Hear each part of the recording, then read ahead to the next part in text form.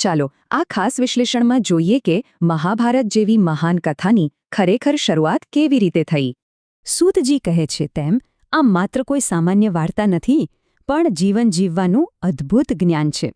વ્યાસજી અને ગણેશજી વચ્ચેની પેલી અનોખી શરતો તો યાદ છે ને, ત્યાંથી જ આ રચના શરૂ થઈ।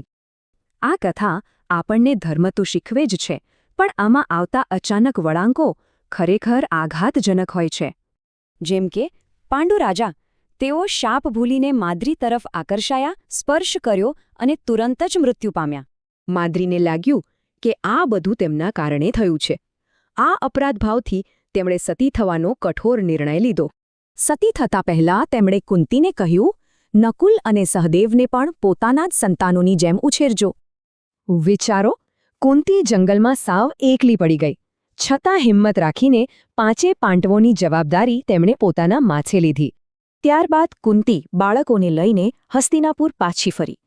ત્યાં ભીષ્મ અને વિદુરજીએ આ સૌનું ભવ્ય સ્વાગત કર્યું। અહીંથી જ શરૂઆત થાય છે નવા યુગની। હવે કૌરવો અને પાંડવો એક જ મહેલમાં સાથે ઉછરશે। પણ શું આ સાથ એકતા લાવશે કે પછી ધીમે ધીમે ઈર્ષ્યા અને મહાવિનાશની સૌથી મોટી આગ ભડકાવશે?